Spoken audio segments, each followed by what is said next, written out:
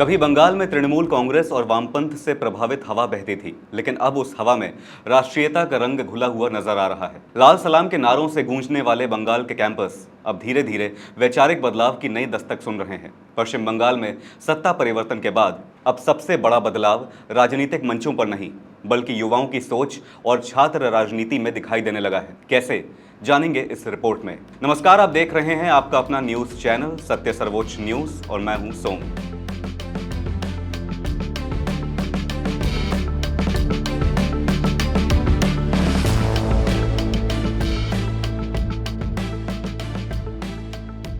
पश्चिम बंगाल में बीजेपी की ऐतिहासिक जीत के बाद राज्य की राजनीति अब नए मोड़ पर पहुंचती दिखाई दे रही है और इस बदलाव का सबसे बड़ा असर अब कॉलेजों, यूनिवर्सिटीज और शैक्षणिक संस्थानों में महसूस किया जा रहा है। रिपोर्ट्स के मुताबिक आरएसएस से जुड़े संगठनों, खासतौर पर एबीवीपी यानी अखिल भारतीय विद्यार्थी परिषद ने राज्य के कई कॉलेज और विश्वविद्यालय परिसरों में तेजी से विस्तार शुरू किया है। बताया जा रहा है कि राष्ट्रीय स्वयंसेवक संघ से जुड़े छात्र संगठनों में सदस्यता को लेकर अचानक बढ़ोतरी देखी गई है। कई संस्थानों में छात्रों की ओर से बड़ी संख्या में सदस्यता अनुरोध भेजे जा रहे हैं। सिर्फ ऑफलाइन ही नहीं, डिजिटल स्तर पर भी संगठन तेजी से सक्रिय हुए हैं। व्हाट्सएप ग्रुप, टेलीग्राम चैनल और सोशल मीडिया नेटवर्क के जरिए छात्रों को राष्ट्रवादी विचारधारा के साथ जोड़ा जा रहा है। कैंपस स्तर पर अलग अलग डिजिटल टीम बनाई जा रही हैं, जो नए छात्रों तक पहुंच बना रही हैं और वैचारिक कार्यक्रमों की जानकारी साझा कर रही हैं। रिपोर्ट्स में यह भी कहा गया है कि बदलाव सिर्फ छात्रों तक सीमित नहीं है। शिक्षकों और गैर शिक्षण कर्मचारियों के बीच भी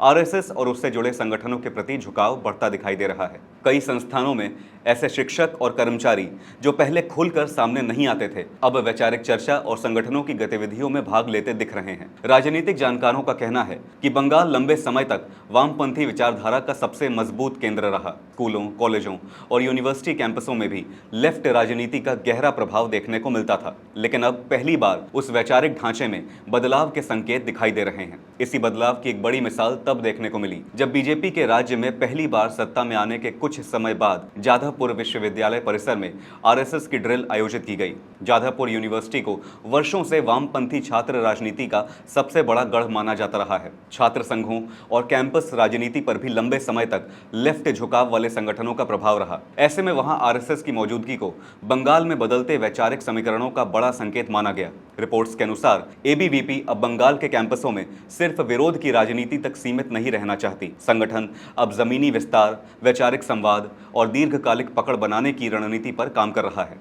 छात्रों के बीच राष्ट्रवाद, सांस्कृतिक पहचान, इतिहास और शिक्षा नीति जैसे मुद्दों पर चर्चा और कार्यक्रम आयोजित किए जा रहे हैं। हालांकि इस बदलाव को लेकर राजनीतिक विवाद भी तेज हो गया है। वामपंथी छात्र संगठनों और टीएमसी से जुड़े समूहों ने इस पूरे घटनाक्रम पर सवाल उठाए हैं। उनका आरोप है कि शैक्षणिक संस्थानों के माहौल को राजनीतिक रूप से प्रभावित किया जा रहा है। विपक्षी संगठनों का कहना है कि कैंपसेस में वैचारिक संतुलन बदलने की कोशिश हो रही है और शिक्षा संस्थानों को राजनीतिक विस्तार के केंद्र के रूप में इस्तेमाल किया जा रहा है। कुछ विपक्षी नेताओं ने यह भी दावा किया कि सत्ता परिवर्तन के बाद प्रशासनिक माहौल बदलने से आरएसएस से जुड़े संगठनों को ज्यादा खुलकर काम करने का अवसर मिला है। वहीं आरएसएस और एबीवीपी से जुड़े लोगों का कहना है कि ये बदलाव किसी राजनीतिक दबाव का नहीं, बल्कि छात्रों की सोच में आए परिवर्तन का परिणाम है। उनके मुताबिक बंगाल का युवा अब वैकल्पिक विचारधाराओं को सुनना और समझना चाहता है। संगठनों का दावा है कि छात्र अब सिर्फ पारंपरिक राजनीति तक सीमित नहीं रहना चाहते, बल्कि नए वैचारिक विकल्प तलाश रहे हैं। फिलहाल बंगाल की राजनीति में एक नई लड़ाई साफ दिखाई दे रही है।